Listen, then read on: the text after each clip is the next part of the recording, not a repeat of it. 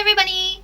Today's video is about teaching in Eikaiwa. I previously made a video about being an ALT in Japan. This is a sequel video to that. Basically, when you start off as a teacher in Japan, you usually have one of two options, and that's either working in an Eikaiwa or being an ALT. I wanted to make these two videos relatively close together so you can watch both and decide which is the correct path for you. I will say right off the bat that I think if you are a new English teacher and you are new to Japan, you should be an ALT. That is my personal opinion and personal advice. So if you're finding yourself looking for a job in Japan for the first time and you want to do English teaching, I really recommend watching my ALT video first. But if that doesn't really resonate with you, maybe being in an Eikaiwa is better for you. It's really, the choice is yours. Okay, so firstly, what is an Eikaiwa? Kaiwa is just conversation. The A is just a kanji for like eigo or eikoku, so it's just like English conversation school. And basically these schools, anyone can attend them. Like honestly, they teach from babies up until like 100 years old. Like there's every single age possible attending conversation schools, and so like in that respect, it can make it a little bit more difficult because on a day-to-day basis, you're meeting so many more different kinds of people. Whereas if you're an ALT, you're teaching like elementary school, so you're going to be teaching kids. So in that respect, if you're working in an actual school, it's easier to focus your curriculum, focus your lesson plans, and kind of polish and refine what you're doing. Whereas when you're working in an Eikaiwa, because there's so many different kinds of people and ages, it is very sporadic. However, Eikaiwa, 9 times out of 10, they have their own curriculum and they use their own textbook. So in that respect, it's a lot more head empty. So this video, I'm going to be talking about Eikaiwa. I'm going to be speaking specifically about big Eikaiwa. So we're talking like the big 3 or 4. I'm not going to mention their names in this video for defamation purposes. But if you live in Japan, you'll probably be aware of what these companies are. And if you're not, just Google Eikaiwa schools and the list should come up. And it should be kind of obvious which ones are the most popular ones. Those ones do pay a lot better, and maybe it's a little bit harder to get into them, which is, why they pay more. I'm separating big Eikaiwa from small Eikaiwa because honestly, there are a lot of Eikaiwa in Japan, and a lot of them are like run out of people's apartments. They're privately owned businesses. A lot of them are very shady. Like, I generally think the whole vibe is a lot different to obviously like a big, huge corporate chain company that's been doing this for like 30 years. So I have experience working in almost all aspects of English teaching. I've been an ALT, I've taught in a university, I've taught in companies, I've done corporate, I've done English camps, I've worked in various Eikaiwas. I'm working in an Eikaiwa now actually, and that's what spurred me to make this video. And I'm going to keep this as balanced as possible, okay? Both being an ALT and working in an Eikaiwa, there are pros and cons for each, and honestly, I think it depends what stage of your journey in Japan you're on for which job you want to take. Like as I mentioned before, I would recommend ALT like to beginners. Eikaiwa pays much more. Like if you work for one of the big ones, it will pay much more. However, it's a lot more stressful. The hours are much longer. I feel like you have less downtime. You also can get micromanaged a lot more depending, and there is a lot more stress because in a school, the students are students, whereas in an Eikaiwa, the students are customers. Therefore, you are expected to deliver a customer service role. So it's a little bit different to just being a teacher. And depending on the school, they might ask you to try to sell materials, textbooks, and like get commission and stuff like that. So then it becomes kind of like a sales job. So yeah, I personally think that Eikaiwa is a lot more stressful. But yeah, a lot of people just don't want to deal with children. And like if you find yourself as one of those people that just hates kids, then yeah, Eikaiwa is probably for you because you will have a lot of adults, a lot of salarymen and women, and a lot of elderly people that want to take English classes. And I know so many people in Japan that just prefer that. Like I think ultimately it comes down to, do you want to teach adults or do you want to teach children? I don't mind, honestly. Both can have their upsides and downsides. The other thing is Eikaiwa hours are much longer because if you think about it, school is like from 8 a.m. to 3 p.m, usually 3 or 4 p.m. The Eikaiwa runs from probably around 10 a.m. up until 9 p.m. And so if you work in Eikaiwa, you'll probably find yourself finishing work late. You'll also start work later too. So again, if you're deciding between the two, I would also take into account if you are a morning person or a night person. I'm a morning person, so actually working in an Eikaiwa isn't good for me. I prefer to wake up early, get everything done, come home, and then have a bunch of free time. But working in an Eikaiwa, I do, on the days I'm working, I do sometimes come home at like 9 or 10 p.m. And at that time, you don't really feel like cooking dinner. There's, like,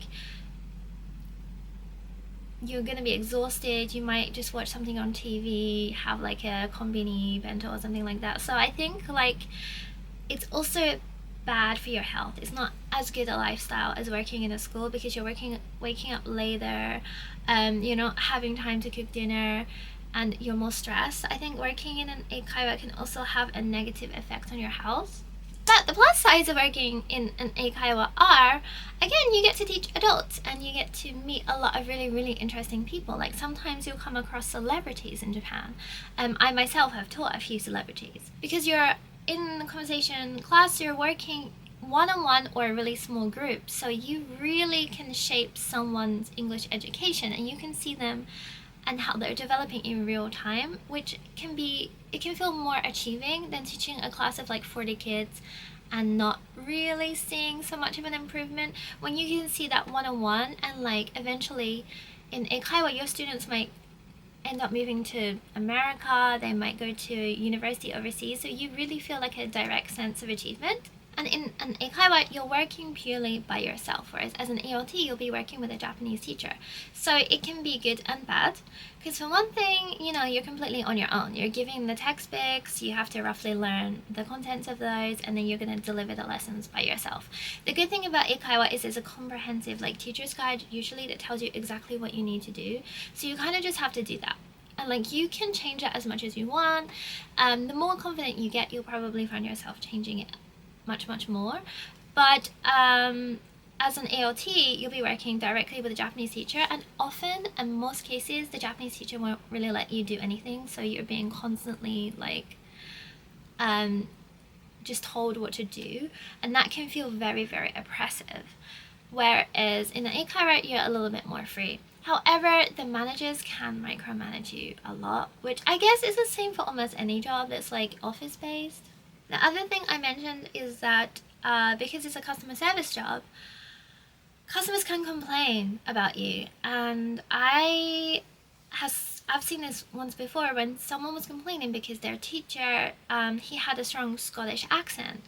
And she kept complaining, and he was sent to do like retraining, and then he came back, and then the woman still was complaining, and he ended up losing his job and subsequently losing his visa. And I remember going to work one day and he was just in the office like crying because he had pretty much, like his whole life is ruined now because someone complained about him.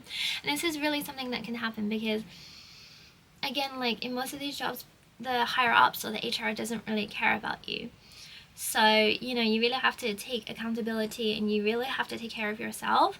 And it turns out, like, I really believe that she just wanted, like, a young, attractive male teacher. And this guy was kind of, like, he was a bit, like, chunky. He wasn't, like, the most handsome guy. And I think that can also happen a lot. In Eikaiwa, people can treat it as a dating service. Like, I get a lot of like salarymen who come and they hope they're gonna meet like a young Western woman, and there are a lot of older Japanese women who come to class searching for young Western men. Like, that is a thing that happens, and if you don't fit that image, they might complain about you, hoping to get another teacher, and then it can end up getting you fired. So this is like a real thing that can happen. I actually, something happened this week actually, whereas the old teacher left and we got a new coworker, and it's this really nice guy.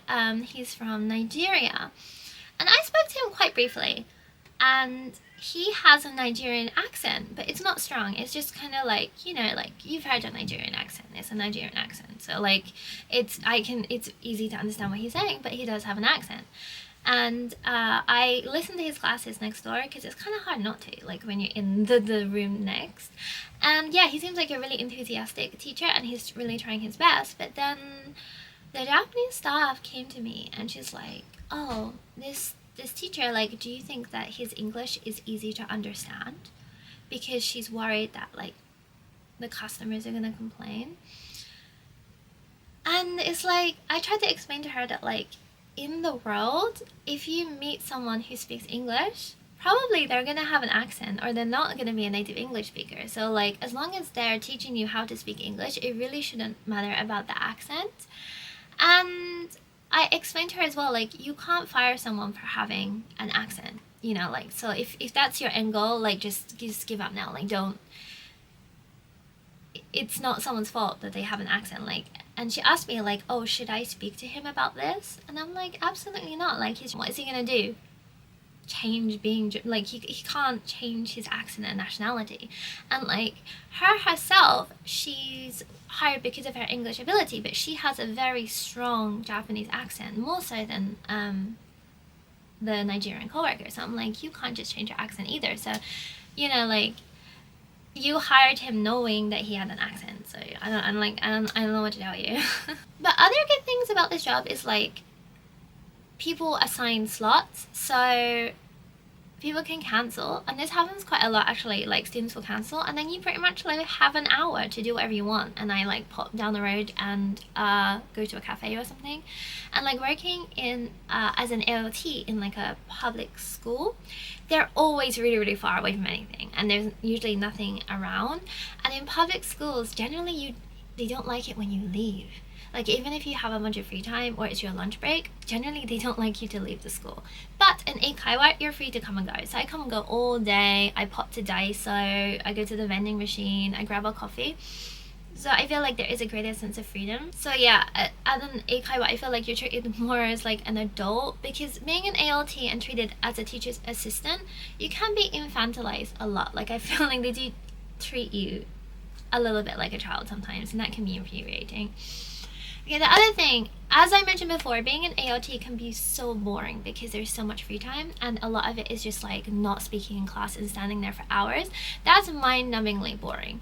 I think more so than Eikaiwa, because Eikaiwa is stressful, which is exciting at least, but Eikaiwa can also be incredibly boring, like not gonna lie. Like when you've been teaching the same student for like years, and this student is like, I don't know, like a salaryman, and you meet him every week and he doesn't have any conversation, he doesn't do anything at the weekend, and it does get quite boring. However, like, try to remember that this person probably looks forward every week to coming to see you, and it might be like the highlight of their week. So just try to like consider it like that. Like it can be kind of boring, but for them it can be kind of like a special time and time to unload from work and like be able to speak to someone freely. So that's also kind of nice. Like I feel like Eikaiwa a lot of the time is kind of just like stress relief for people.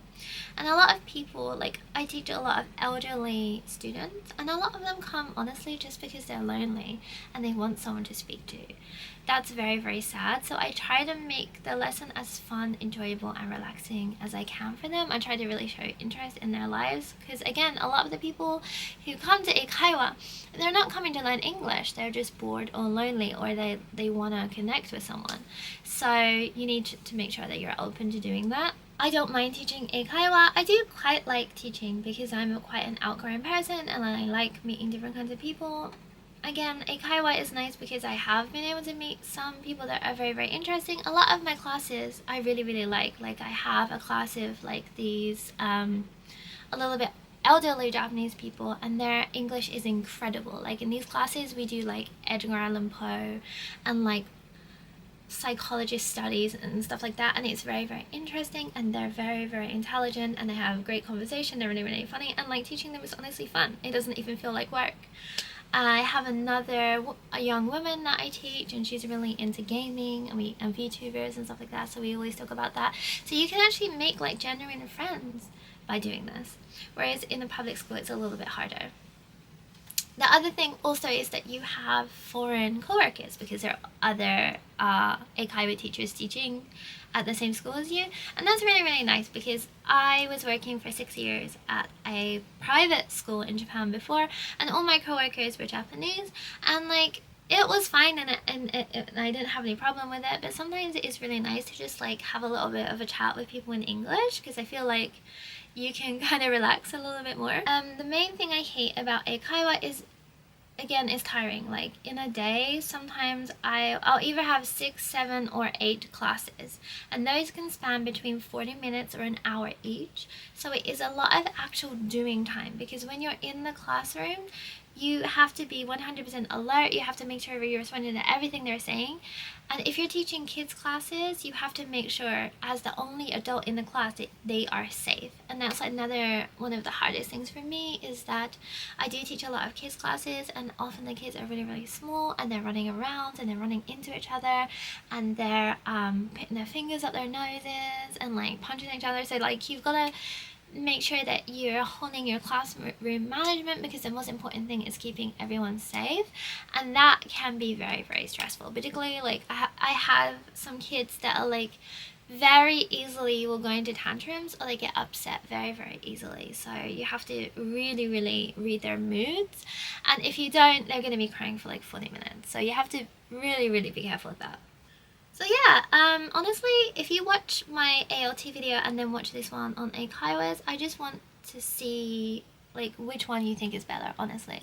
Again, I don't think either one is better or worse. Again, I think it's just for different stages of your life in Japan.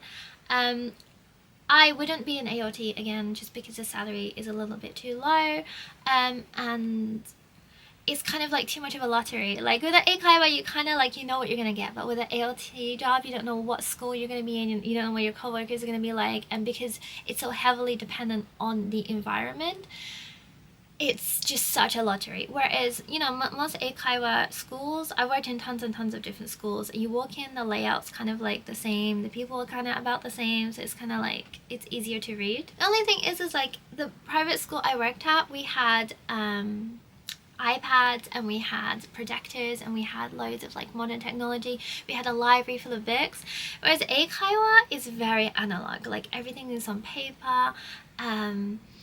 There's just textbooks, and often they're very out of date, so it can be very like old school. Like I'm pretty sure the one I work in now, I'm using the same stuff that has been there for like 20 years. It's very, very strange, and it feels very, very dated. So if that's something that concerns you, maybe search into that. I think depending on the Eikaiwa, they have different levels of technology. The one I'm working in now is honestly like the Jomon era. It's like proper like caveman, us like scrolling on the cave wall. It's so bad. The other thing is like all Eikaiwa and all dispatch companies for AOTs, honestly, they're black companies. I made a video on a black company I worked for before. A black company in Japan, it's called a black company, and it's a company that's kind of like shady or does bad big business practices. I find honestly every English teaching job you're going to find in Japan is going to be some level of black company, some more than others. I really recommend checking Glassdoor before you start working at a company. Do your research.